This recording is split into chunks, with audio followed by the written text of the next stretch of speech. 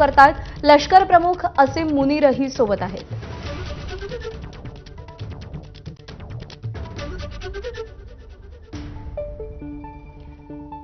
तर America Iran यांच्यातली चर्चा किंचित विलंबाने सुरू होईल। इराणी सरकारी वृत्तसंस्थेने या संदर्भातली माहिती दिली आहे। अमेरिका आणि इराणचं शिष्टमंडळ पाकिस्तानी पंतप्रधानांना स्वतंत्रपणे भेटणार आहे। दोन्ही देशांची शिष्टमंडळं वेगवेगळी शहबाज शरीफ यांची भेट घेतील अशी माहिती आहे।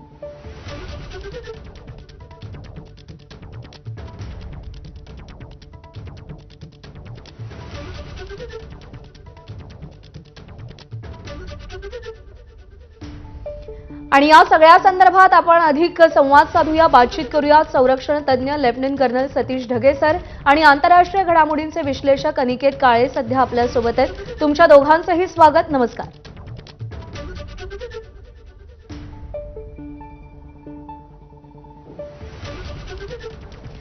माझा पहिला प्रश्न अर्थातच सतीश ढगे सरांना आहे की सर, सध्या जी काही चर्चा इस्लामाबादमध्ये अवघ्या काही मिनिटांमध्ये पुढे सुरू होणार आहे, या चर्चेकडे संपूर्ण जगाचं लक्ष लागलेलं आहे। काय साध्य होईल या चर्चेतून असं वाटतं? नक्कीच प्रज्ञा, म्हणजे सगळ्या जगाचं लक्ष जे आहे या पाकिस्तानमध्ये होणाऱ्या इस्लामाबाद टॉक्स या चर्चेकडे त्या ठिकाणी लागलेलं आहे। पाकिस्तानमध्ये हो किंवा जगाच्या कुठल्याही कोपऱ्यामध्ये जर अशा प्रकारची चर्चा होत असेल आणि पश्चिम आशियामधला संघर्ष जर निवळत असेल तर ते स्वागतार्हच आहे। पण दुर्दैवानं पाकिस्तानमध्ये ही चर्चा होतीये आणि ज्या प्रकारची पार्श्वभूमी या चर्चेला लाभलेली आहे त्याच्यामुळे खरोखरच या चर्चेमधून काही सकारात्मक निघेल आणि त्या अनुषंगाने तणाव निवळेल याची शक्यता फारच कमी त्या ठिकाणी वाटते। माझ्या मते मुळातच ही चर्चा किंवा त्याच्या आधी सुद्धा ज्या प्रकारे ही 14 दिवसाची शस्त्रसंधी झालेली आहे इराण आणि अमेरिकेमध्ये, तीच मुळात तकलादू आधारावर त्या ठिकाणी आधारित आहे। एका बाजूला अमेरिकेनं 15 पॉइंट डील दिलं, दुसऱ्या बाजूनं इराणनं 10 पॉइंट डील दिलं आणि त्यातले कमीत कमी 5 मुद्दे जे आहेत ते संपूर्णतः परस्पर विरोधी आहेत। बरं, हे काय कमी होतं? त्यामध्ये इस्रायलचा जो आहे अत्यंत कळीचा मुद्दा त्या ठिकाणी आलेला आहे की इस्रायलला या सगळ्या शांतता वार्तेमध्येच कुठेही अमेरिकेनं आणि इराणनं सामील न केल्यामुळे इस्रायलनं स्पष्टपणे भूमिका घेतली की लेबननवरचे हल्ले हा या शांतता प्रक्रियेचा किंवा या युद्धबंदीचा शस्त्रसंधीचा त्यामध्ये भाग त्या ठिकाणी नाही आणि त्याच्यामुळे जबरदस्त इस्रायलचे लेबननवर हल्ले सुरू आहेत आणि लेबननमधून हिजबुल्ला सुद्धा त्या ठिकाणी हल्ले त्या ठिकाणी करतोय। तर मुळातच जो आहे तकलादू आधार हा सगळा आहे आणि आता पुढे जाऊन पाहताना माझ्या मते 3 वेगवेगळ्या प्रकारच्या पॉसिबिलिटीज मला वाटतात।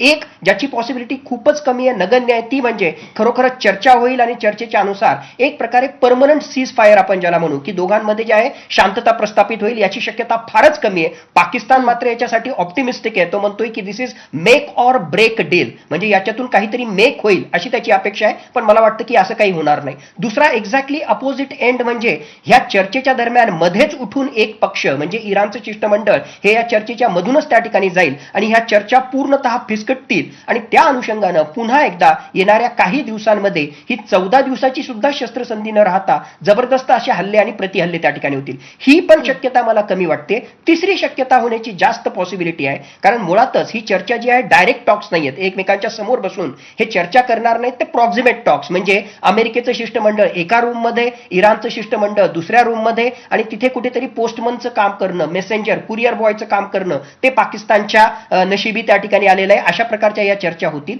आणि माझ्या मते या आता 2 आठवड्याच्या शस्त्रसंधीच्या ऐवजी एक विंडो ऑफ ऑपॉर्च्युनिटी आणखीन क्रिएट करण्यासाठी हा ट्रूस, ही शांतता पुढच्या 45 दिवसांसाठी सुद्धा जी आहे ही शस्त्रसंधी त्या ठिकाणी लांबवली जाऊ शकते। काही मुद्द्यांच्या आधारावर पुन्हा येणाऱ्या काळामध्ये आपण चर्चा करू, मग त्या ठिकाणी जिनेवा असेल किंवा ओमानमध्ये या पुढच्या टप्प्यातल्या चर्चा त्या ठिकाणी होतील। म्हणजे थोडक्यात विंडो ऑफ ऑपॉर्च्युनिटी क्रिएट करून ठेवणं, आणखीन जे आहे या शस्त्रसंधीला लाभवणं ही किंवा हा पॉज, हा स्वल्पविराम लांबवणं, अशा प्रकारची पॉसिबिलिटी होताना मला आज घडीला वाटतेय।